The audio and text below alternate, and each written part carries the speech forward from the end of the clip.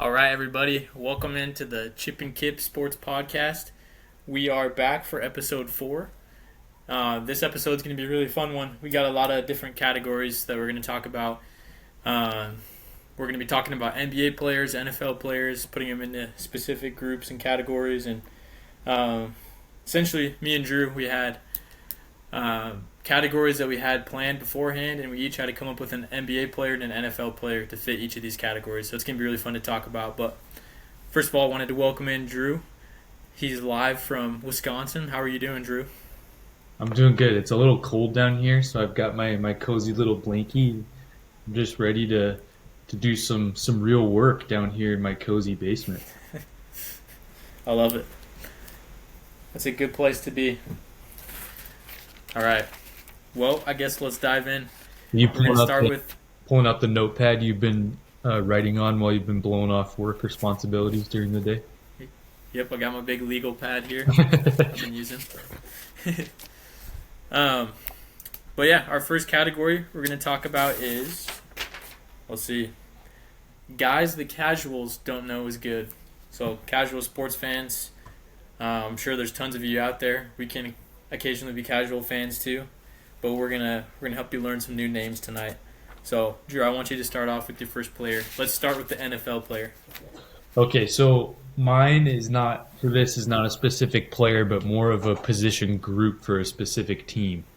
And to me, this kind of has been on my mind as I've been thinking lately about the Baltimore Ravens. How I think they have probably the most complete roster in the NFL. Really hard to find a weakness on that team, especially after they just signed Jair. They could be really, really good this year. But one thing I hear talked about a little bit is their wide receiver group. And for those of you who know my sports opinions well, you might realize that I'm kind of using this exercise to go back and talk about draft crushes I've had in the past, or guys that I hated in the draft. And my all-time biggest draft crush is Zay Flowers, by far. And I just think in an NFL like today, teams want to play too high coverage, right? They want to take away the big play, but they're only going to do that if the offense has a player that forces them to play that too high coverage. That's Rashad Bateman to me. Even you think like the Chiefs or the Packers. Last year when the Chiefs lost Hollywood Brown, when the Packers lost Christian Watson, it just doesn't look the same. And Rashad Bateman does those things. He stretches the field for the Ravens. And then you need a guy who can eat underneath and get yards after catch when the defense does have to step back and play those too high shells. That's Zay Flowers. The movement skills, the change of direction, everything about him, I just love it so much. And I don't think people talk about how much of a positive the Ravens wide receivers are. I love it. Yeah, that's a really good take. I was excited when I saw that was on your list. And I I don't know how much to read into this, but I've heard some really good things about DeAndre Hopkins in camp, and so who knows if he can have a bounce back year and make that group even better. Yeah, and you put D-Hop as their number 3 receiver. Yeah, their wide receivers are not a problem. Yeah, for sure. And we haven't talked about this since our last podcast, but Jair obviously got cut by the Packers, signed with the Ravens, and I just wanted to shout out their secondary real quick. I have it pulled up. So Jair Alexander, Marlon Humphrey, Nate Wiggins in his second year. Also TJ Tampa, who was a second-round pick. Who you loved, by the way. You loved him. Yeah, I did want him, and so maybe he'll have a good next season. But Chidobe Awuzie as well, and then Kyle Hamilton and rookie Malachi Starks. Yeah. So that secondary group is terrifying. Yeah. But yeah, I like that a lot. Anything else on the Ravens? No. Okay. Cool. My player was Chuba Hubbard from the Panthers. And I wanted to talk about this one because I actually was looking at the fantasy football rankings when I was trying to decide someone that people don't talk about enough. And Chuba Hubbard was really low, even though last year he had 1,195 yards and 11 total touchdowns. And he was third in yards after contact. I think that was a cool stat. I believe he was behind Derrick Henry and Josh Jacobs. And so he's right up there with those guys. He's a bruiser. I was trying to watch some highlights today, and I always compare guys to this guy. It's a kind of lazy comparison, but He's a muscle hamster. He's like Doug Martin 2.0. So, yeah, I really like Chuba Hubbard. I think next year, it's weird because the Panthers signed Rico Dowdle and who's the other one? I don't know if you can remember. They signed 2 running backs in the offseason. Or maybe it was they drafted ETN, I think. Yeah, and then they had Jonathan Brooks from last year too. Yeah, so they don't seem super confident in him, but I mean his highlights are pretty fun to watch, and he was padding the stats last year, so interested to see if he'll do that again. Yeah, I love that pick. I think it's really smart. Sweet. All right, let's hear the NBA one you have picked next. Okay, so this is one that I think a lot of people are going to give some pushback on me for, but I'm going to go with Michael Porter Jr. as my underrated player the casuals don't appreciate enough. You get a guy who's 6'11" and can shoot like that. He's never shot over the course of a season. He's never shot below 40% from 3. If you round, he had one season where he shot 39.7, but you round it up, he's never shot below 40% from 3. I know that people make fun of him because he's not super engaged and it doesn't seem like he really cares a lot of the time. But think about the family he comes from. Remember his brother got kicked out of the NBA for gambling on himself? So you compare Michael Porter Jr. to what his genetics are trying to get him to do. He's having to work really hard to be as good of a person as he is. I don't think anyone was thinking about that comparison, so thanks for bringing that to light. Yeah, and the other thing, the dude's had 3 back surgeries. Had his first one when he was 18 years old. To be as healthy and available as he is consistently in the NBA these last few years takes so much work, and I don't think we appreciate, how much he's had to put in to get to where he is right now. So, I mean, 18 points, 7 rebounds last year. The dude will shoot 40% from 3 or better every single season, and he's 6'11". He's a really good player. Yeah, I think it's just easy to pick on him too when that Nuggets team has had such a good core the last 5 years, and so he's clearly the one that's the weakest defensively, and that makes him easy to pick on. But I think that's a good pick. I think people need to respect him. Yeah. Someone needed to hear that. Okay, my NBA player I picked, this one's a little more obscure, but if you really watch, you know who this guy is. I picked Toumani Camara, and I'm pretty sure it's pronounced Camare. So, I don't even know how it's pronounced. I just think he's a really good player. But some cool stats about him. First of all, he's on the Portland Trail Blazers. He's like a power forward, small forward, 6'7", with a 7'1" wingspan. And he guards all 5 positions, which is rare. He led the league in offensive fouls drawn and charges drawn. So, offensive fouls, not just charges, but also, he's drawing illegal screens because he's fighting over them so hard. Things like that. And he was second in defensive stops. And he ended up being second team all defense, which with stats like that, if he was a more household name, he would have been first team all defense. And then in February, he was the Western Conference Defensive Player of the Month. So from the league, he starts to get a little love last year. He also averaged 11 points per game and shot 39% from 3. So he's a really underrated player that, for example, if the Blazers play the Bucks, he's guarding Giannis. If the Blazers play the Knicks, he's guarding Brunson. If they play the Sixers, he might be guarding Embiid for a stretch. And so he's just a fun player to watch defensively and a nightmare to go up against every day. Yeah, I love that pick. My first memory of him was being really excited to watch the Bucks in Summer League a couple years ago, and they played against him, and I was excited to see if Marjan Beauchamp would score at all. And then Beauchamp shot 1 for 9 and had 3 points or something, and it was because Camara guarded him all game. I do remember that too. Yeah, he was good from the jump. Yeah. All right. We're going to move on to our second category of the night. We're going to be talking about... Here, let me pull up the list here so I go in the order that you sent.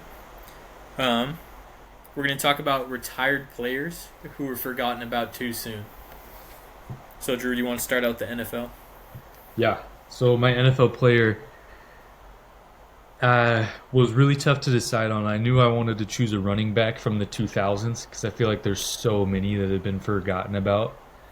Couple I ran through my mind: LaDainian Tomlinson, Jerome Bettis was one I thought hard about for a while. Sean Alexander was another. Um, but I ended up going with a little bit of a Packers homer pick and choosing Eddie Lacy. Um, Mainly because I was feeling really nostalgic when I saw a YouTube video of his 2013 highlights the other day.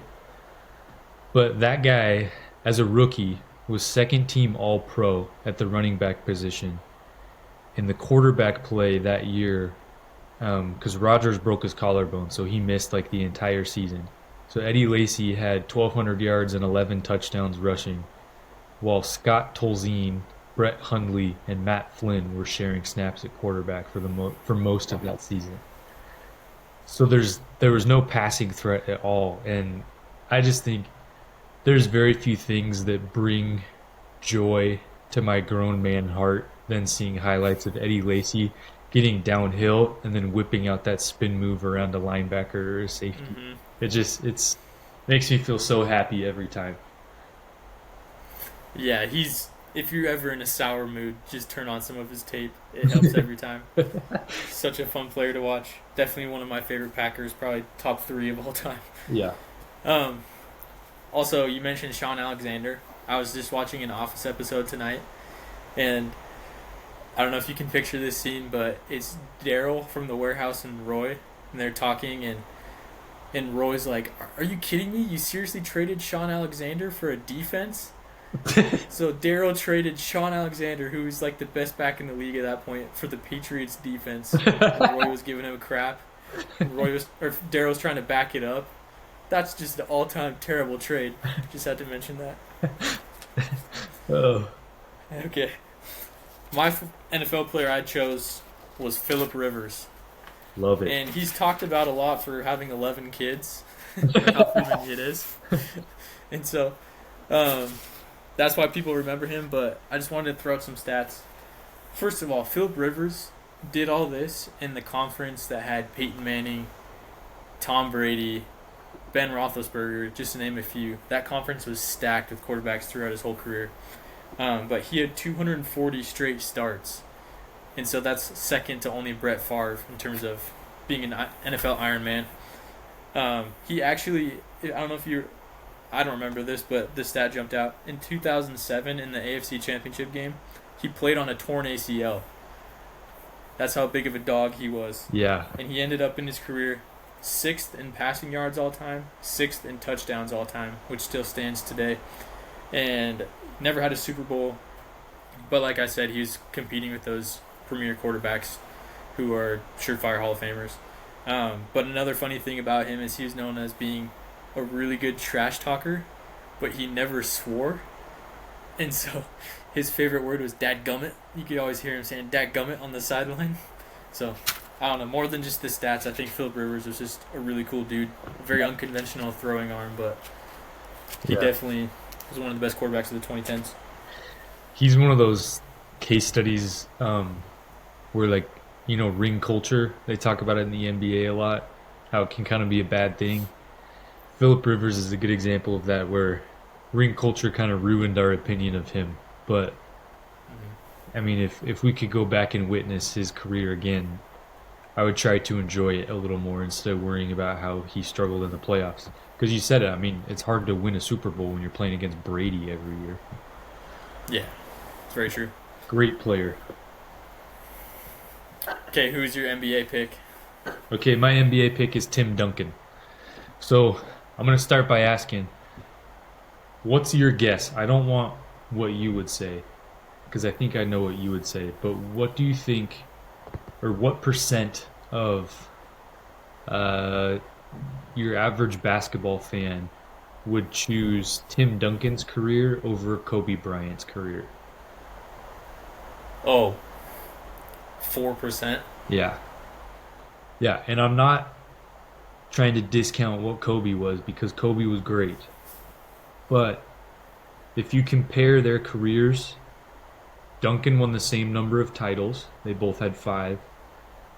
Duncan had 1 more MVP. He had 2. Kobe had 1. Duncan had 3 Finals MVPs. Kobe only had 2. They both made All-NBA first team 11 times, which is nuts. 11 times first team All-NBA for both of them. Kobe never made the All-Defensive team, but Duncan made it 15 times. And then I did a little more research because sometimes I feel like people talk about we had the Bulls in the 90s, they had the Lakers in the early 2000s, and then it was like a bunch of la la la la until we got to like the Warriors later on. You always forget to talk about the Spurs. I mean, Duncan had 5 titles mixed in there. So I went back and I looked at the teams they beat in those championship runs. In 1999, they beat Patrick Ewing and Latrell Sprewell and the Knicks. In 2003, they beat the Jason Kidd Nets. In 2005, they beat one of those Chauncey Billups, Ben Wallace Pistons teams. That was a nasty team. Yeah. And then they beat the really young LeBron Cavs team in 2007. And then they beat the Heatles in 2014. So the Spurs basically had a 15-year run where almost every other year they were winning or they were there. Like the sustained dominance that those guys had is insane to me, and I don't think Duncan is nearly appreciated enough. Yeah, and just to jump on that, I've seen a lot of arguments on Twitter recently where people are trying to argue who's the better power forward all time, Tim Duncan or Giannis. Being a Giannis homer myself, I'm so quick to say Tim Duncan because of those 5 titles. Yeah. I don't know. In terms of talent, we can have an argument, but 5 titles is so hard. Yeah. And he was dominant until almost the very end, and he was dominant right from the start. Yeah. Yeah. The 2014 Spurs team, other than the 21 Bucks, that 2014 Spurs team might be my favorite team of all time. Yeah. They were so good and so fun. That's when I think most of the fans I've talked to that are our age say that's the finals they fell in love with basketball. Yeah. Such a memorable one. Yeah. Yeah, that's a really good pick. Even though Tim Duncan's a huge name, I think I agree with he's forgotten about too much. The guy I went with is one of my favorite players of all time, a guy that I try to model my personal basketball game after, Rajon Rondo. I really like Rondo. I like him for his skill set, but also his personality. He's kind of pissy and fiery, always getting into fights. Yeah. The first thing I wanted to talk about is, remember that, I think he was on the Lakers at the time, and Chris Paul was on the Rockets. Do you remember that fight they got into where they both threw a punch and landed it? Yeah. And then, like, the whole... Yeah. Crazy. So I'm assuming this is the part of your basketball game you try to model after him is punching people. Yeah, too often I model that part. But he was a 2-time champ. I don't know if this stat still stands, but I know he was the first player to win a championship with both the Lakers and the Celtics. So kind of interesting. Yeah. He's known for being playoff Rondo, definitely a playoff riser. Such a unique passer, and he wasn't as like when you think of the like really pretty passers that are always throwing these crazy passes. You think of White Chocolate, Jason Williams, guys like that. But Rondo was more of a he had some cool passes where he'd do the fake behind the back, that was his go-to move. He was like going fake behind the back pass and then he'd lay it up. Got people bad so often, but he was flashy, but also just such high IQ. LeBron has been known to shout him out so often, talking about his high IQ and how he's one of the smartest players to ever play the game. But the one thing I wanted to remind everyone of was 2012 Eastern Conference Finals. They're playing against the Heat at the time, Celtics Heat. And Rondo, in the Eastern Conference Finals, they lost in OT, but he played all 53 minutes of the game, the whole 48 plus the 5 in OT. He had 44 points, 10 rebounds, 8 assists, and 4 steals. And they ended up losing by 2. But that was a game where Paul Pierce had like 10 points, Ray Allen had like 12, and then Rondo just went nuts. And so, too many games like that where he'd show up in the playoffs and just felt the need to shout him out again. Yeah, he deserves it. Can you imagine ruining a 40 piece from Rondo against the Heat in the playoffs. Yeah. I would have been so mad as a fan. Yeah. Yeah, he was rare to score, really honestly, more than 25. Yeah, I like that pick. Great pick. All right. Next, we're going to jump to which role players do we think will make the leap to stardom? And just wanted to mention stardom is kind of a relative term. So we're just talking about players that are going to become significantly better next season. So let's hear your NFL pick. Okay, so for this one, I kind of cheated. I did 2 basketball players. So I'm going to start with one of them. And when we're talking about role players to make the leap, I know that this one doesn't really fit, but I chose Caitlin Clark. And I don't think it's because obviously Caitlin Clark is already a star right now. She's one of the best players in the league in just her second season. But when I think of role players making the leap, it's fun to witness that and fun to see a player's ascension right from the very beginning, so that you can kind of see them take those gradual steps, and then once they get there and once they're the star, you can tell people, I've been on this guy since the very beginning. And Caitlin Clark as a player is already there. But when I say it's fun to witness the ascension, I'm talking about the league itself. And I think when I look into the future of the WNBA, I see really big things coming in the future for the W. I really enjoy watching women's basketball right now, and Caitlin Clark is a huge reason for that, along with some of the other really talented players like Breanna Stewart and Asia Wilson and those girls. But the fire, just the competitive juices, and just the passion that she plays with every night. If you're not a women's basketball enjoyer, you should start trying it out, because they put on a show every single night. And as Caitlin Clark goes, the league goes, and that league is ascending and becoming a superstar league. So that's why I wanted to pick that one, because I wanted to get something in about Caitlin Clark, and I thought this might be an easy-ish place to do that. Yeah. No, I like it. That's cool. I think it's funny to see all the other WNBA players that are mad at Caitlin Clark. And it's like, she's directly going to increase your pay. Yeah. Just by the fans watching. Like, I don't know why they're so mad, but they're so intimidated by her. And she just seems so much more confident this year, too. Like, in her style of play, but also just, she's trash-talking a little more. And, I don't know, she's already so much better this year, which is crazy to say. Yeah. But I like that pick. Okay, my NBA pick is Christian Brown from the Nuggets.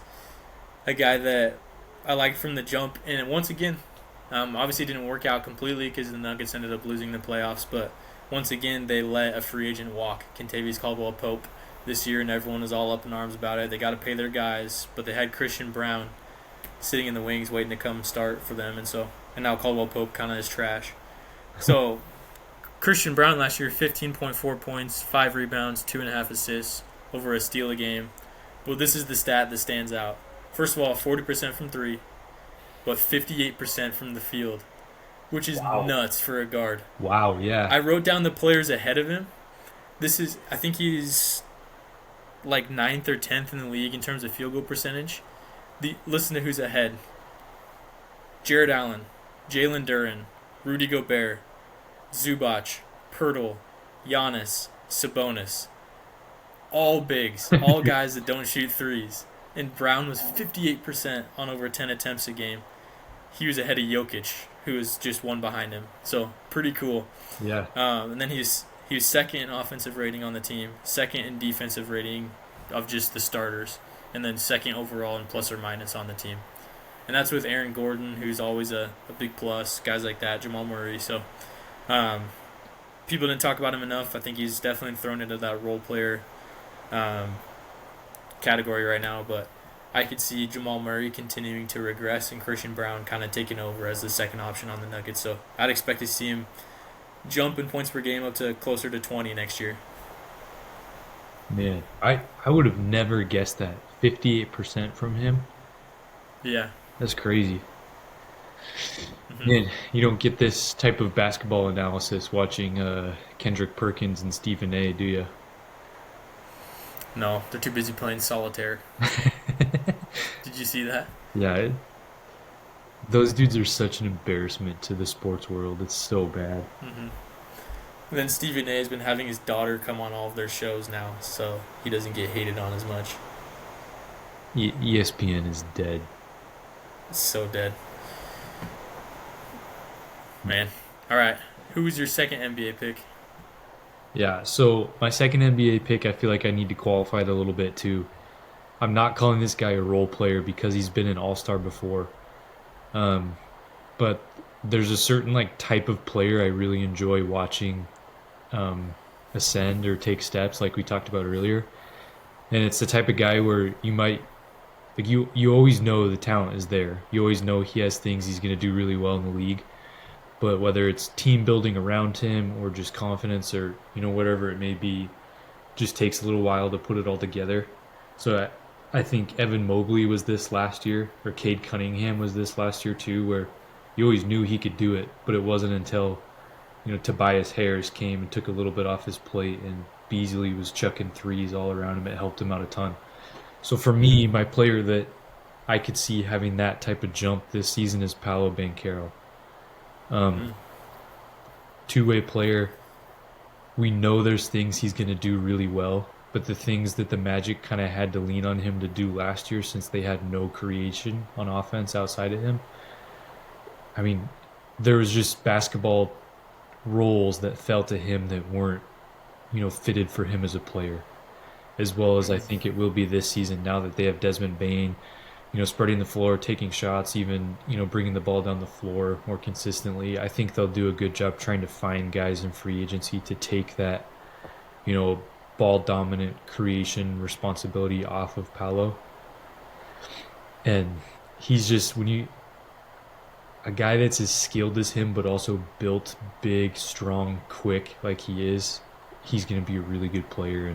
And I think next year is going to be his best year. I like that pick a lot. Yeah, he obviously was injured at the beginning of the season, missed a chunk of time. The whole Magic team was cursed last year with injuries. And so I don't think he can put too much stock into last year, but he still had some really bright moments. Just his efficiency was down, I think. But yeah, the Bane trade helps him a lot, and I agree with that take.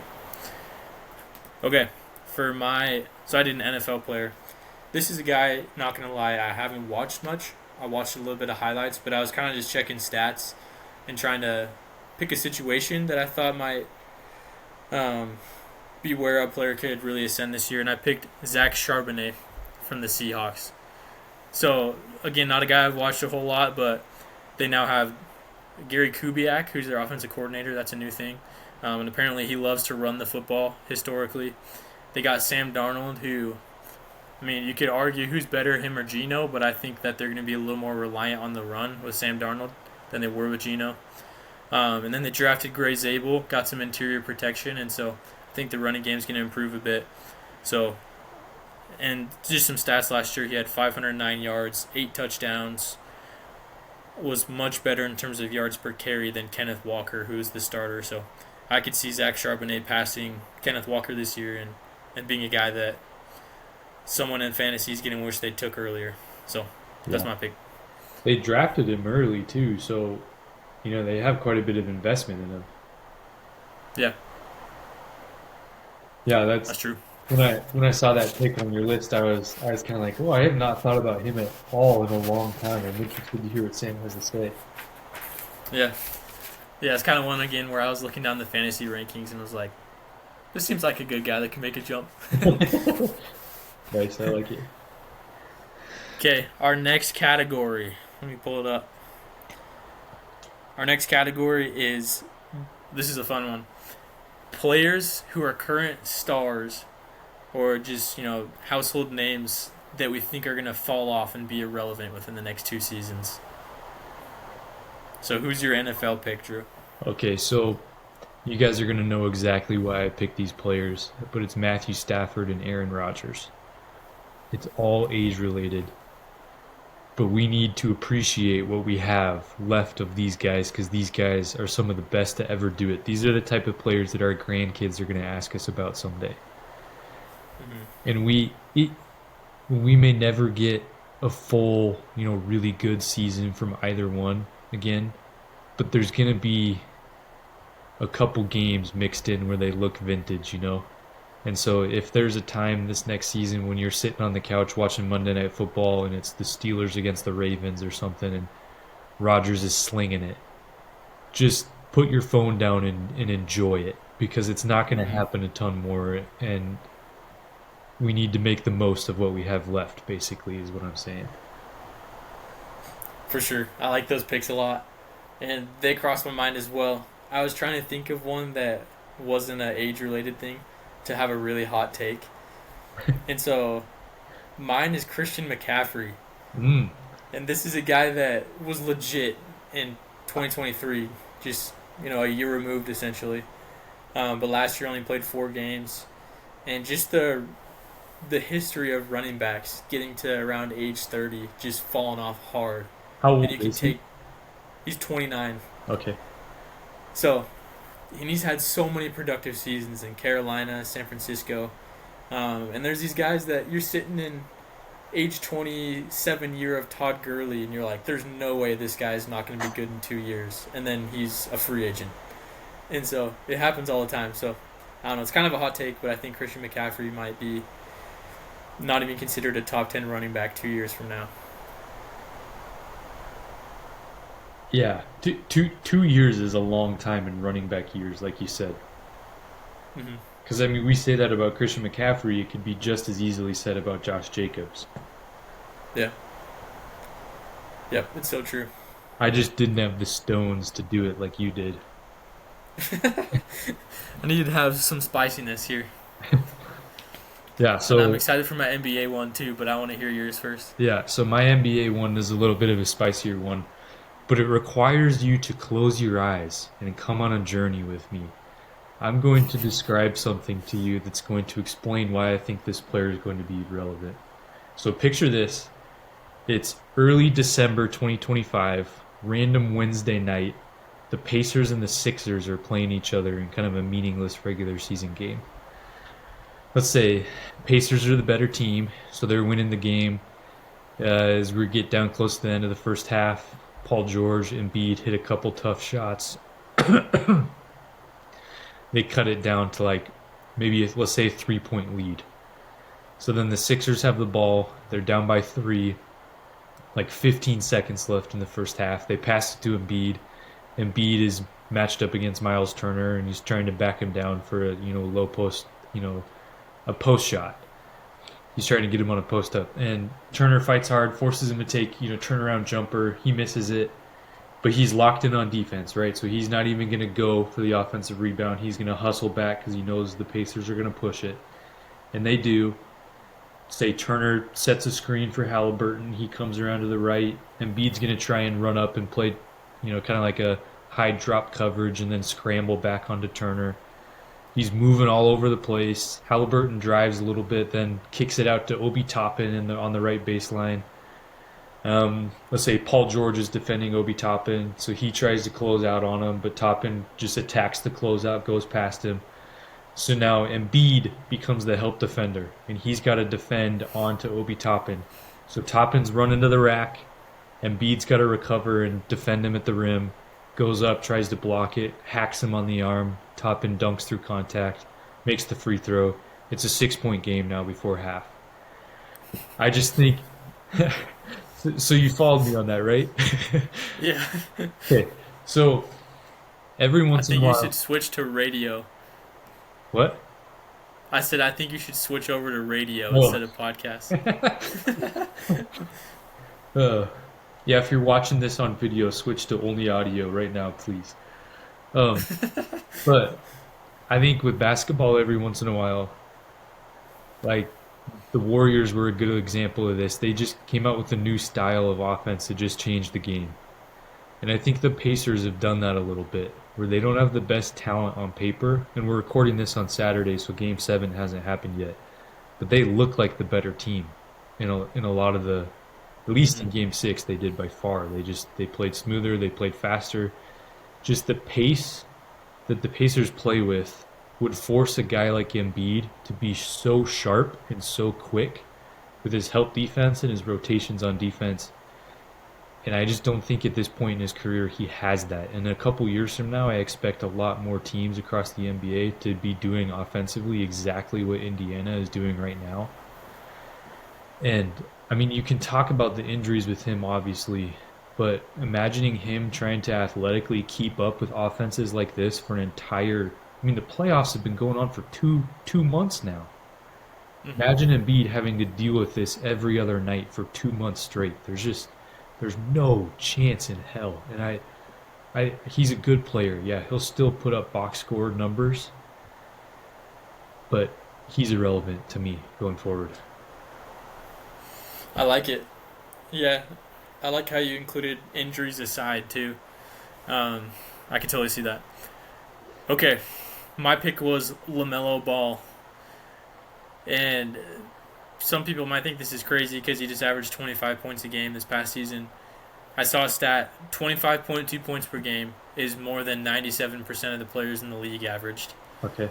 But his effective field goal percentage was 49.4%, which is only more than 27% of NBA players. So So, he's got the high volume shooter badge on 2K. yeah, exactly. And to keep going on that note, he took 11 threes per game, and he only made 33.9% of them. Oof. So he's just chucking shots. There's another stat that was talking about, like, I don't know how the stat is calculated, but like 40% of he's in like the 40 something percentile of impacting winning with his plays. And so he's averaging 25 points a game on a bad team, which can be easy. But another thing I wanted to note, his 3-point percentage, which was in the 33.9 percentage, it has regressed every year since he was a rookie. So I think that's been 4 years now. Each year it gets worse, even though his volume's improving. And then his assists per game every year has gotten worse, gone down each time. So these stats are just going down and down, and the Hornets are getting more and more irrelevant. And I don't think there's many teams that are going to want to trade for a LaMelo Ball at this point because he's going to come over and just demand so much usage. And yeah, I just think he's going to be irrelevant because no one wants him because of the style of play that he has. Even though his rookie season, he looked like such a good point guard that was, sharing the ball, average over 8 assists a game, and it's just getting worse and worse. Yeah, I can definitely see why you say that, especially if he resigns and stays in Charlotte. Because if you're in Charlotte, you're just kind of irrelevant by nature, by default. Yeah, yeah. What's crazy is that he's on a career path to be the best Hornet of all time. Because he's about what Kemba Walker was. Oh, and Kemba Walker was a cool player, but having Kemba Walker as like your franchise's all-time leading scorer, Yeah, that's depressing. Oh, yeah. I mean, I'm always confused. Is it Chris Paul or is Chris Paul the Pelicans? Because didn't the Hornets become the Pelicans and then the Bobcats became the Hornets? I think so, yeah. Yeah, that's always confusing me. But when I've seen like the best player from each franchise, I've seen Kemba Walker mentioned for sure. Yeah. It's crazy. Yikes. Okay, our next category. This is one that this is the reason we are doing this show is because of this category. But we're going to talk about young guys who we think are doomed to suck. So we're going to talk about some guys that we just have no hope in. So let's hear your NFL one, Drew. Yeah, so this one's a little spicy. I'm going to go with Mason Graham, the defensive tackle that was just drafted by the Browns. I did not like him pre-draft. I think he was a guy to me that you saw win with quickness. A lot of his wins were really nice looking and really fast. But he didn't have a lot of plays on tape where if he did engage with the offensive lineman, he had a hard time disengaging. He had a hard time using his hands. He's got really short arms. I just think he's a guy that wins with speed and wins with quickness, but is not going to be able to do that at the NFL when the athletes are just on a whole nother level. So I just don't think the way he succeeds is sustainable. But then I hate it even more when the Browns made that crazy draft day trade to give up a chance at Travis Hunter, who's one of my favorite players in this draft class, and I cannot wait to watch him in the NFL. They gave up a chance at him, traded back to 5, and there was tons of good players on the board, and they took a guy who I honestly would have not totally been happy with if the Packers got him at 23. Oh. And the Browns took him at 5. And so now they have to sell to their franchise, oh, our franchise that has no hope, we're in a terrible situation. We just traded a chance at Travis Hunter. Sorry. And ended up with Mason Graham, who I'm not a fan of. So Mason Graham, I'm sorry, you suck. Our goal with this is that on Twitter 2 years from now, when Mason Graham has 12.5 sacks, that he tweets at Drew Sayer, "I'm keeping receipts. I saw what you said." So that's our goal with this. But yeah, I'm also not super high on Mason Graham. We've talked about this, but I also think that was a really dumb pick for the Browns after that huge trade. Okay, my guy that I already kind of leaked information on last time when we were wrapping up our podcast, JJ McCarthy is the route I went. And I think this is a perfect time to say that JJ, you suck, because I've seen recent stuff from OTAs for the Vikings that he's had a big arm. Oh, he's making all these crazy throws. Yeah, this is the Vikings media team that's tweeting this out on purpose. But JJ, don't think he's a great leader. I think he obviously won a championship at Michigan, but he doesn't seem like the most vocal dude. He kind of seems like the Bo Callahan to me, where no one's going to go to his birthday party. He never really had to use his arm at Michigan. First of all, I just wanted to say he's going into his second year, but last year I think he tore his meniscus early in preseason, so Yeah. didn't do anything last year. But this year he's expected to be the starter. But yeah, he didn't really have to use his arm at Michigan. His, I think, average yardage per throw was like 8.5, so pretty low. That was in like the bottom third of the FBS. And college quarterbacks are always just slinging it, so that was kind of unique. He averaged 199 yards passing per game over his career, super low. He only averaged 22 attempts a game, which is pretty crazy. For comparison's sake, Drake May, who was in that same class, he averaged 37 attempts per game, so 15 more. And then Jeez. This is the big stat. In 2023, in their championship run with Michigan, he threw for less than 150 yards combined in the Rose Bowl in the national championship. So, literally under 75 yards a game, which is pretty bad. And it was play calling. They had two great running backs that they were running through, but still, he didn't have very many bright moments in the playoffs, and they still were able to win. But I don't know. It never bodes well for rookies when they get hurt in their first training camp, miss the whole season.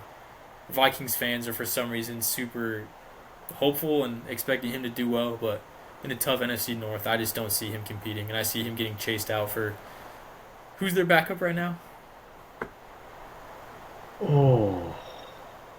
They had Daniel Jones, and then he went elsewhere. I'm gonna look it up. Yeah, I couldn't tell you right now. I don't. Sam Howell. That's right. And he's a guy that's played in games before, and I could see him taking over by the first third of the season. Sam Howell, to me, behind Mason Rudolph only, is the biggest douchebag in the entire NFL. At the quarterback position, at least. He just We hate looks the like, Vikings, as you can tell. yeah. He looks like a what? He just looks like a douchebag. Every time I see him, I can't. He just makes me mad every time I look at him.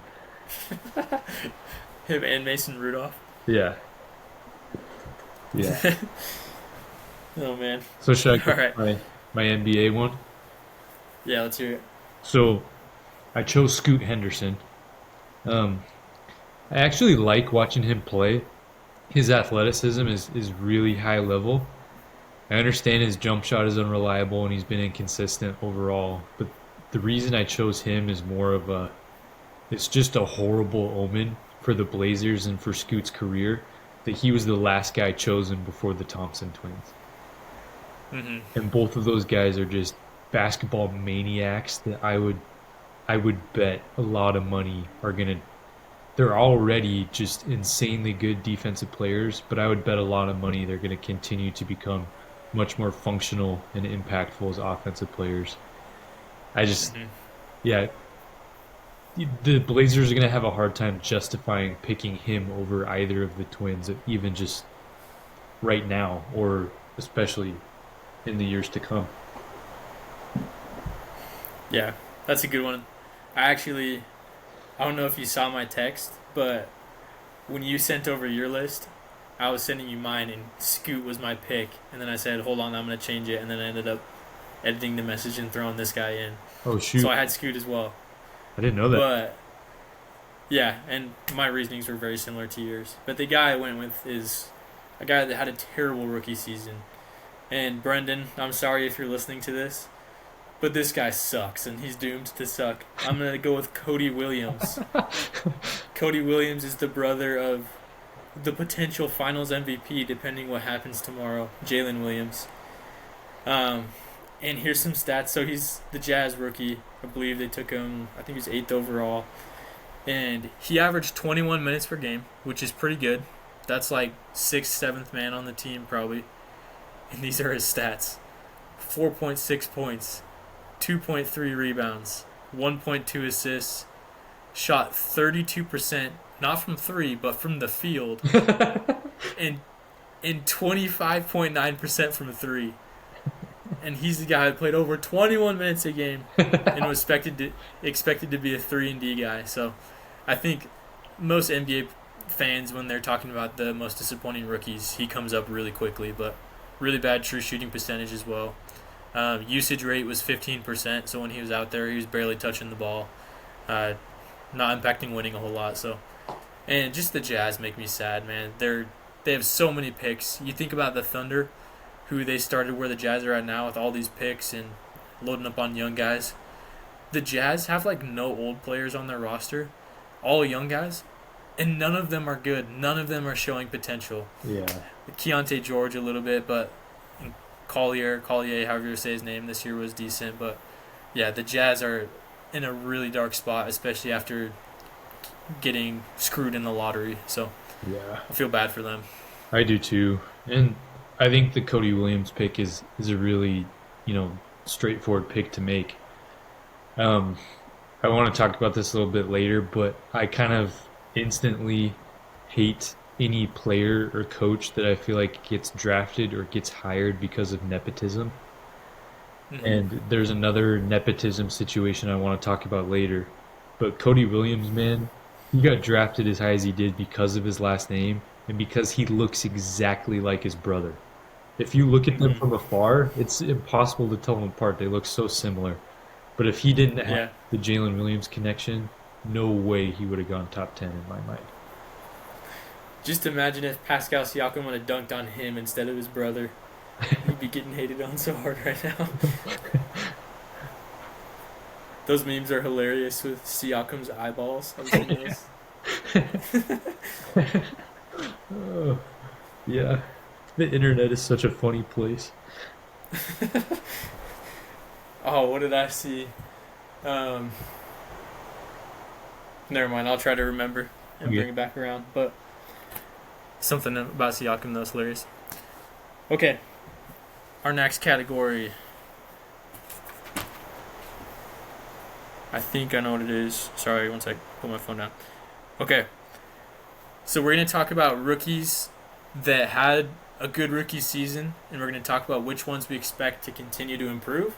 Yeah. And then we're going to also do two players about ones that are going to slump in their sophomore season. So let's start with your NFL player you expect to continue to improve. Okay. Yeah, so this is back to another guy I loved in the draft in 24. One of my favorite defensive players, actually my very favorite defensive player was Laiatu Latu. I thought if you could guarantee a clean bill of health, I thought he could have easily been a top 10 pick. Technically sound pass rusher, that's what everybody talked about with him. His athleticism does not get talked about enough. He tested on the same level as Jared Verse, just barely below Dallas Turner, that dude that the Vikings drafted. Latu, to me, I mean, I didn't watch a ton of the Colts last year. I know he only had 4 sacks, didn't have a ton of tackles or pressures either. But he started to do better towards the end of the season. They just got rid of Dayo Odeyingbo, so there's going to be a lot more snaps for Latu opened up. What I see with him, man, coming out of college, he just so clearly looked like an NFL player. I would be really surprised if he's not putting himself into not the same level, but a similar conversation as where we talk about Jared Verse right now. I like that a lot. Yeah, I'm very high on him too. I think that's a really good pick.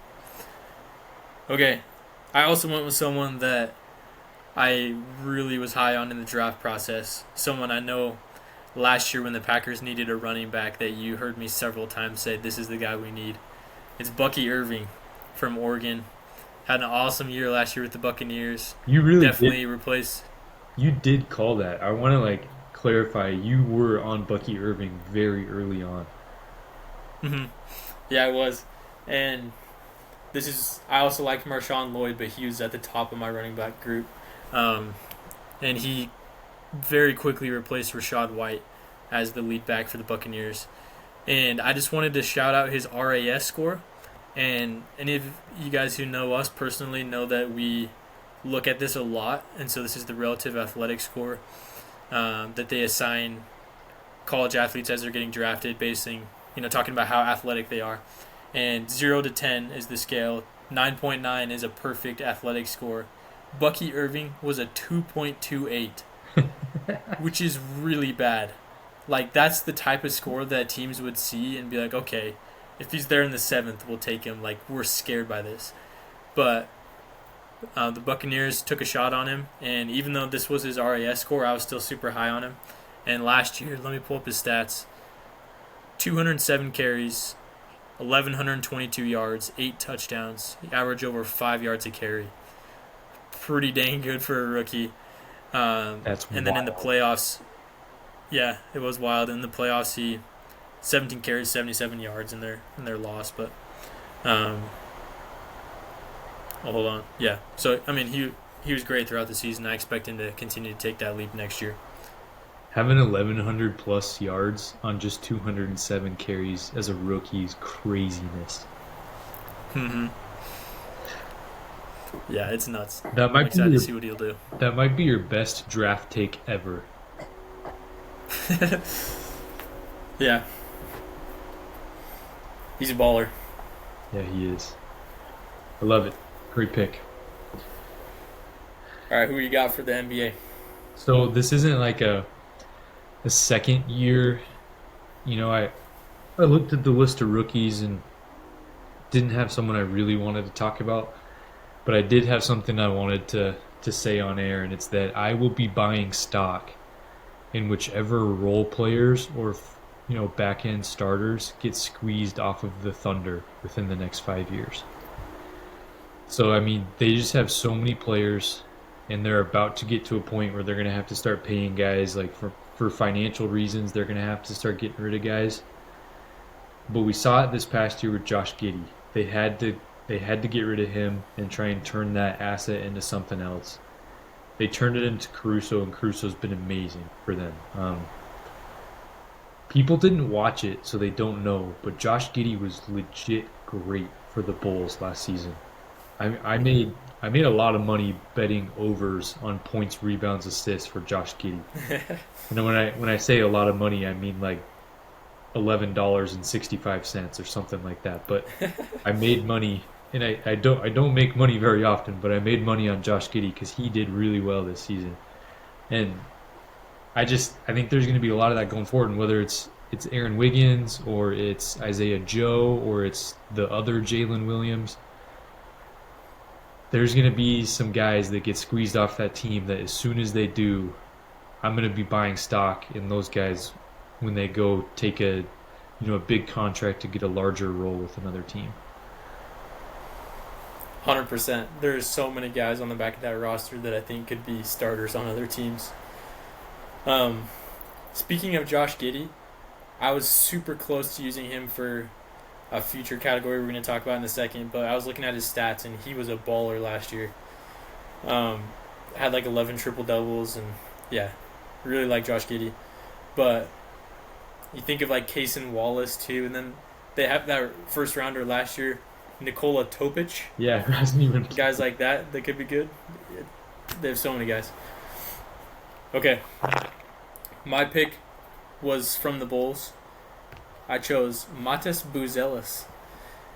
And so he's a guy, I'm pretty sure he came from the G League Ignite team. Played there for a year before getting drafted, but he's like a big 6'7" wing for the Bulls. He was in the dunk contest. He's got some vicious dunks from last year. Those are his main highlights. But he averaged, I had some stats pulled up, but he had some really good stretches towards the end of the season last year. His averages were just 8.5 points, 3.5 rebounds, but he shot the three ball well. Oh, never mind. This guy is 6'10". He's a 6'10" wing. So really big, really long, super athletic. I think he's going to be a guy that kind of has a breakout season next year for the Bulls because they don't have anybody standing in the way of that. He's going to be a starter for sure. And so I think he could jump 10 points per game up to like 18 points a game next year and be a really exciting young player. Yeah, I could totally see that. Yeah, I was wondering if you were going to take AJ Johnson with this. Oh, I think that guy's still a couple years away, but I'm still mad we traded him because he's going to be good. Yeah, Roadrunner. We'll never forget you. It's such a cool nickname. Yeah. Even though he makes me look like I'm 30 years old if I was standing next to him. Oh, it's so true. Okay. This is where I feel like I'm going to get a little bit spicy. But we're going to talk about the two guys we're expecting to slump this year after a good rookie season. So let's hear your NFL pick first. Yeah, so I couldn't come up with an NBA one. I really struggled. So I only have one, and it's just an NFL one. And this one's a little bit spicy too, but I went with Bo Nix. And to me, it's the yards per attempt are really, really low. The air yards per attempt, I should say, are really, really low. I don't think that that's totally sustainable. You got to get to a point where you can, work the ball downfield consistently if you really want to be a great quarterback. Almost 70% of his passing yards last season came on yards after catch. Wow. Which I thought was interesting. And there's some other quarterbacks that are up there too, but to me that passed the smell test and looked kind of like what I'd seen on TV. And then in the red zone, he had a 22-1 touchdown to interception ratio last year, which is really, really good. To me, it's a little bit of a freaky number that kind of reeks of regression potential next season. I think Bo Nix is okay. I don't think he's an upper echelon quarterback. And I think some of those rookies that we saw have just incredible seasons last year are going to realize, maybe the NFL is a little bit tougher than they thought, kind of like C.J. Stroud did last year. Yeah, I think that's a good name to bring up when having this discussion. Is C.J. Stroud, people thought he was the face of the NFL, and then took a step back. But I also went with the rookie quarterback. First of all, I just want to say the Broncos are going to have a lot more national attention on him this year too. Making the playoffs last year, their defense looks crazy, so teams are going to know they're going to be a good team. But I went with Jaden Daniels. Oh. And I think a lot of people are going to be like, oh my gosh, this guy was legit last year. But same with C.J. Stroud, right? I would say they were in the same conversation. Jaden Daniels probably a little bit better because he had a little more playoff success. But last year, I was looking at the stats. Over 3,500 yards passing, completed 69% of his passes, 25 touchdowns, 9 picks, 100.1 passer rating, over 800 yards rushing and 6 touchdowns. Sorry, my Siri went off. But really good stats. All those stats I just said were good. But something that stuck out to me was he took sacks on just under 30% of the pressure dropbacks. And so this is one of the worst percentages from recent high round quarterback prospects. But basically, when he didn't have a clean pocket, he was getting sacked most of the time. And a lot of that was because his first instinct is, oh, I'm going to tuck it and run, and he'd run right into a sack. And so we saw this with a lot of the rookie quarterbacks last year. But that's really all I could find on him, is he struggled with that. And his instincts sometimes are a little bit off in terms of choosing when to run. And I just think he's really fragile, too. He has one of the weirdest bodies in the NFL.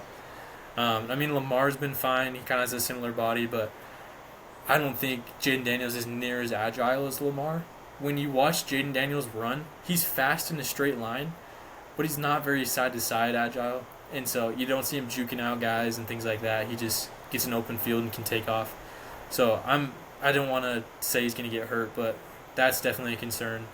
And just like you said with Knicks, he had such a good year last year that I think it's possible that we're like, okay, we're a little bit too hyped on this guy, and his stats might regress us a little bit next year. But I still think he's going to be a great quarterback.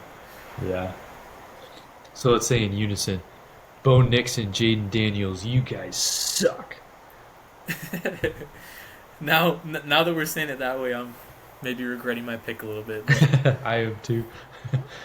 Yeah, I had to put some spiciness in there. Okay, that was a fun one.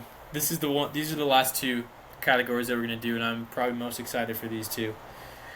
But first, we're going to start with players that the media and fans and the NBA or / NFL love, but we're going to sell all the stock we have in them.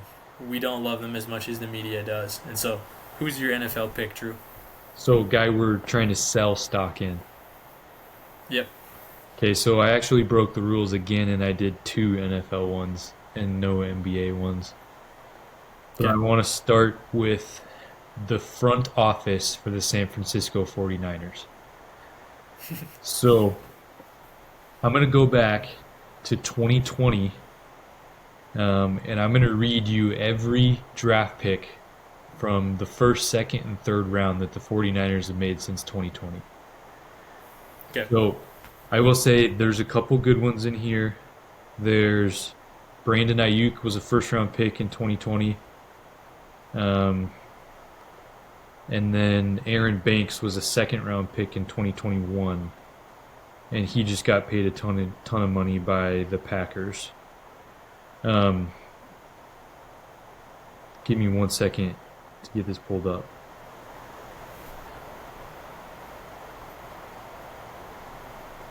Okay.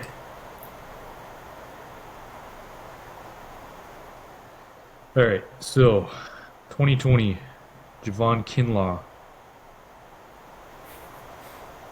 2021, Trey Lance, Trey Sermon, Ambry Thomas. 2022, Drake Jackson, Tyrion Davis-Price, Danny Gray. 2023, Jair Brown, Jake Moody, the kicker, Cameron Latu. Then in 2024, Ricky Pearsall, Renardo Green, and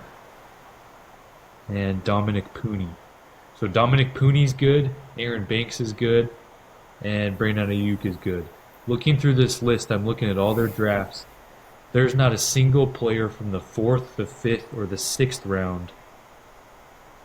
Oh, I take that back. Diamador Lenore was a 5th-round pick in 21. But other than that, there's not a single player that I can look at and be like, okay, he's an impact player for the 49ers. And keep in mind, they traded 3 first-round picks for Trey Lance. And the only thing that's saving them from all of them losing their jobs is that they lucked into Brock Purdy. And I don't even give them credit for that, because he was the last pick in the draft. If they had some grand plan to draft Brock Purdy and they really thought so highly of him and they knew he was going to be good, they would have drafted him in the 4th round or the 5th round.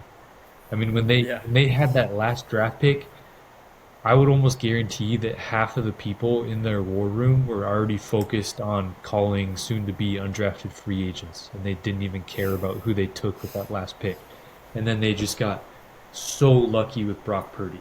But that team, man, after 2020, when they lost that Super Bowl to the Chiefs, they had so many stars on that team, and they needed to hit on just a couple draft picks so that they could fill in the holes around that roster. The 49ers, with how many stars they had on that team, should have won a Super Bowl by now, but they have just gone right. They just fell so flat on their face in the draft for the last 5 years that they're just, and I think their window is mostly shut now. Yeah, 100%. I think that's a really fun pick. Didn't expect to have a front office on here, but those are some really good opinions. And not to mention, Christian McCaffrey is going to be irrelevant in 2 seasons, so they're in real trouble. And they're also, But I'm just glad that. Go ahead.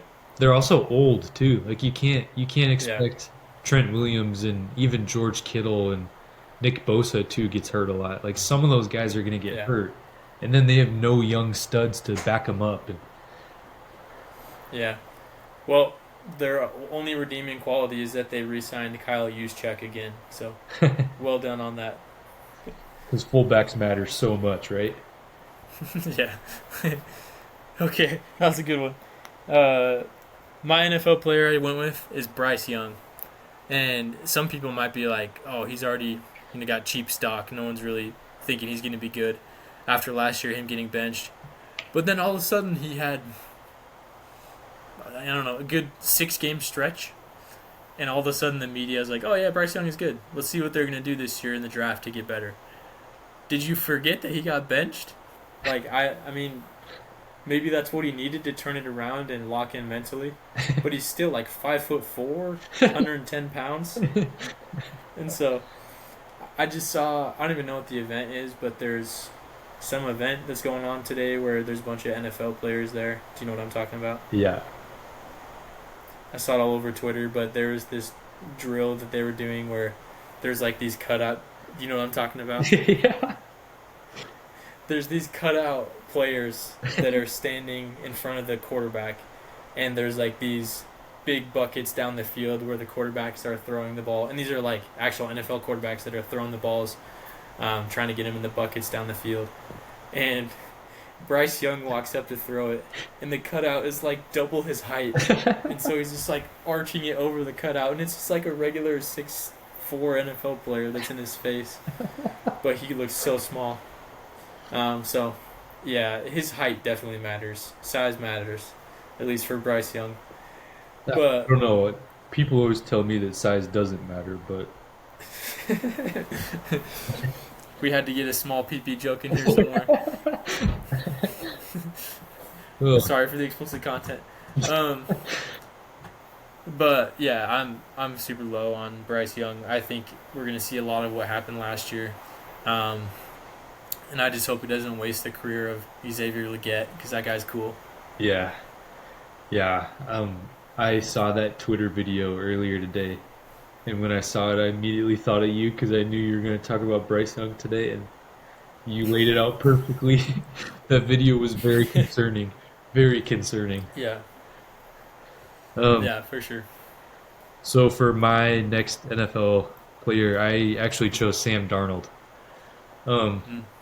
so when the Vikings were doing that whole "Are we going to bring Darnold back? Or are we going to move on to McCarthy?" thing, like I think they made the right choice because you drafted McCarthy in the early first round, so you got to give him a chance at some point. But I would have been very hesitant to move on from a guy that won you 13 games and gave you a top 10 offense like Darnold did. But they didn't seem that hesitant to do so, which I think is a little bit worrisome. But then moving from what may be the best supporting cast in the NFL as far as, Kevin O'Connell's your play caller. You got incredible wide receivers, tight ends, running backs to throw to. And then you got a defense that, keeps you in games as well. You're not having to win shootouts. But now you're going to Seattle, and yeah, they'll probably have a good defense this year. Yes, they have some new rookies that they drafted, and there's promising pieces on the O-line. But the O-line still has at least two real big question marks. Mm-hmm. Kenneth Walker and Charbonnet, like you talked about, are good running backs. But then outside of that, you don't really have anybody exciting at tight end, and you only have Jackson Smith and Jigba. And then like Cooper Cup's going to be old and likely injury prone. After that, I mean, Torrey Horton is exciting, but the supporting cast change from Minnesota to Seattle is so huge. And then the nepotism hire I wanted to talk about too is they just hired Clint Kubiak to be their OC. I mean, Yep. if his last name's not Kubiak, does he get that job? I mean, he wasn't. He was the OCs for the Saints last year. The Saints were horrible all season long. So I'm just like, I think Darnold, the stars aligned for him last year, and it's going to be a lot different this season in my mind. I think that's a good point. Yeah, the Vikings were stacked last year. All the guys you mentioned, and then having Darashaw on the offensive line protecting you too. Like, Yeah, they had some dudes on that team that made up for him. But sure. in the big games, he didn't look very good too in the playoffs. Yeah. Yep. Okay, so I actually had an NBA player here. I went with Alperen Sengun. Oh, And okay. I know Wow. This is a guy that I know you've talked down on a little bit just because you don't love him, but also probably not this low on him. But Sengun last year, or this year, he was an all-star, averaged just shy of 20 points a game. But I think he was only an all-star because they're like, okay, the Rockets are the 2 seed right now. Someone's got to be an all-star from this team.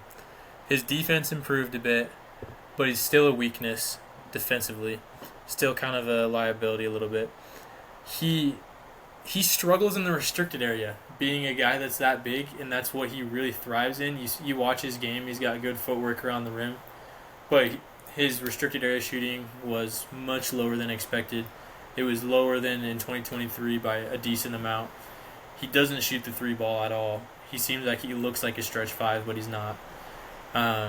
His playmaking is good. That's one thing that I think is better than most at his size, but he's the guy they had to bench down the stretch at times in fourth quarters since they had so many freak athletes. And the Rockets are so deep, so I can understand why they do this, but sometimes they'd be like, hey, let's just throw Jabari Smith out there at the 5 Yeah. so we can have Thompson and Brooks and Green and all those guys on the floor together. Or Tari Eason would play the 5 a lot.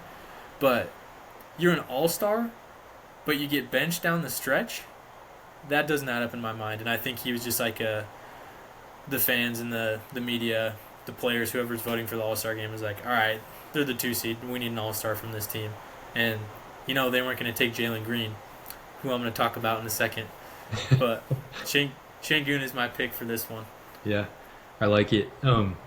If you ever get benched down the stretch for Tari Eason, you're in a pretty bad spot. Yeah. That guy had some rough moments in the playoffs, but I want to know if you agree with me on this because watching Sengun, he moves kind of weird, and it took me a while to kind of put a finger on what I thought it looked like. But to me, Sengun runs and moves like he just went poop, but didn't wipe his butt quite enough, and he's still got just a little bit of poop in his butt. He's like, yeah, they're like, I don't know. He just kind of waddles around, and it just looks. Yeah. weird. Yeah, it looks really weird. So maybe the I Rockets, never would have thought that, but the Rockets just need to get a bidet in their team locker room, and then he'll be fine. I also saw that people were saying he got too strong in the offseason because he lost his touch on shots. Mm. But I don't know. Funny note on that. Thinking of players getting stronger, changing their body type in the offseason. Do you remember the year, I think it was like 2019 or so, when Jokic was a big fatty and then all of a sudden he lost like 50 pounds in the offseason? Yeah. So for 1 year, Jokic was thin and then he just gained it all back. Yeah. I'm glad he gained it back, though. I think it's really important to his game, but I definitely remember skinny Jokic. Yeah, it's just a funny thing I remembered. Yeah, it is good for him for sure.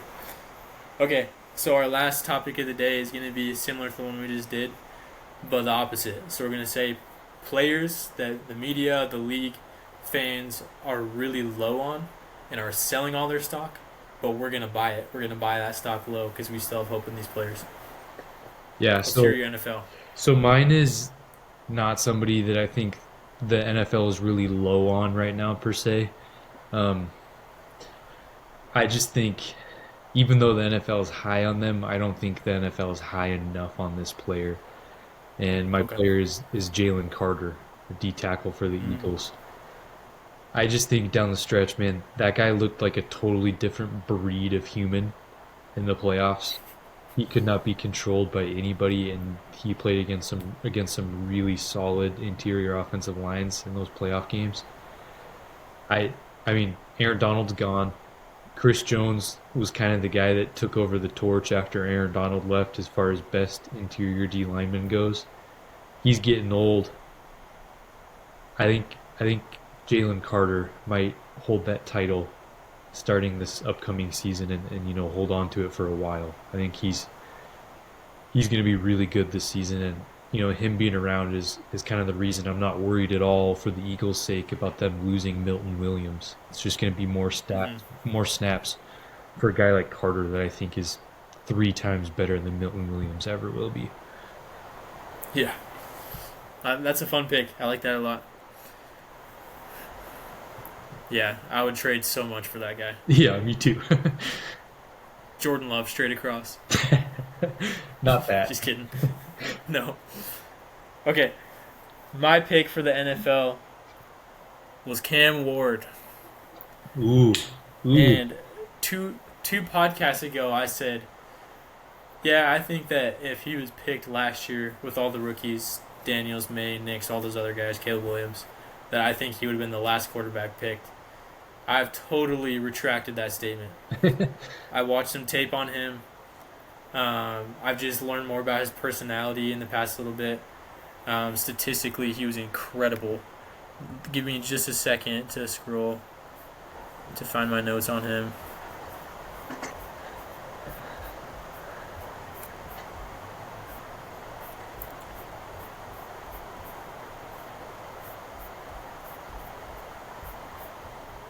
Okay, sorry. So in college last year for Miami, he led the FBS in passing touchdowns with 39, second in passing yards, 4,300, averaged 360 passing yards per game. It's pretty nuts. That's insane. In a Power 5 conference, so pretty big deal. Yeah, that's wild. Then completion percentage, 67%. He won all the kinds of awards, was a Heisman finalist. Definitely would have been considered in another year when there was no Travis Hunter or Genty. But, yeah, he was incredible last year. He had a really clean pocket, so that's one thing that people are a little more concerned about is him going to a team like the Titans. I mean, the Titans have a better offensive line than I think people give him credit for, but that might be a problem is he's not quite used to having so much pressure in his face. But Cam Ward, I think just his personality is what sticks out most to me. I don't know if you've seen any of the videos of him working out with Shedeur Sanders pre-draft. Yeah. But there are some funny videos where Shedeur's just kind of joking around, and he's like, hey, let's make a TikTok together. And Cam Ward's like, no, I just play football. And he's like, I know you play football. I play football too, but let's make a TikTok. He's like, no, I just play football. And then Shedeur's like, dude, don't you want people to see you on TikTok? And he's like, when people look up my name, it's going to say Cam Ward, American football. And then he just walks off. Oh man, he is such a cool player that just has so much I was gonna say personality, but he just has so much confidence, and he's a guy that's just locked in on his craft. And so guys like that always are more successful than the Shedeur Sanders in the league. So I'm excited to see what Cam Ward does, and I think he's in a tough spot going into Tennessee, trying to be their starting quarterback, but I think he's going to be a lot better than Will Levis. So Yeah. that's my pick.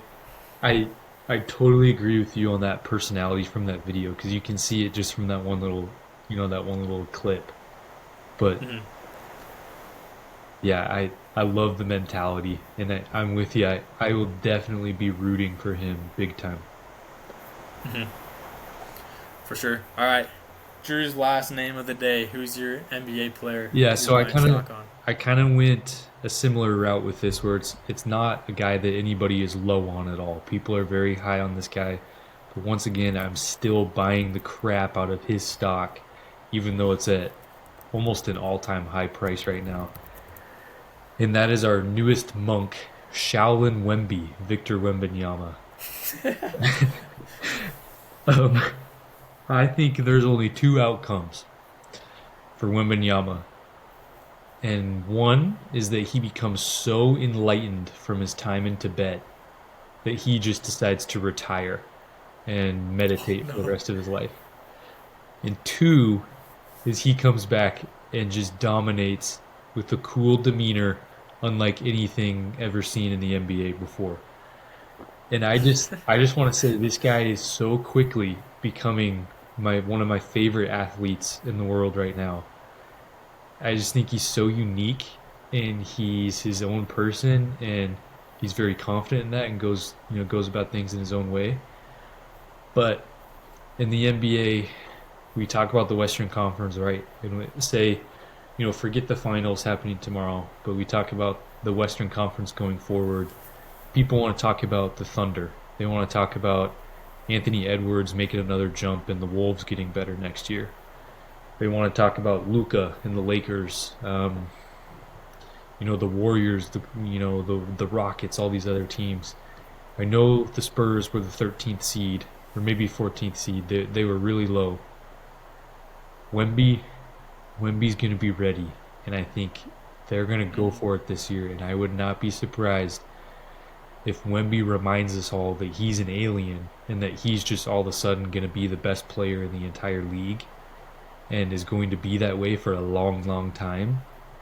And I would not be surprised if all of a sudden we look up and the Spurs are like a top contending playoff team and Wemby is just totally erasing guys during playoff series and just making a deeper run than anybody would expect.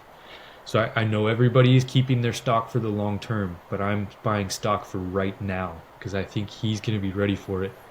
And when I see a player doing something, wacky like training with monks, it just makes me love him way more. And Yeah, somehow, I don't know how it's going to work out, but it's going to be such a successful off season because of all this stuff he's doing. And I can't put a finger on it, but I really, really like him, and I think he's ready to be great right now. for sure. Yeah, I had the same thought when I saw that monk stuff. Was just like, oh yeah, this guy's gonna be nuts next year. But I had a friend at work that asked me, um, who do you predict is gonna win the finals for the next 5 years? And he made me write it out. Yeah. And like I had the Thunder and Pacers in there for a couple years, but then year 3, 4, and 5, I had the Spurs in there every single year.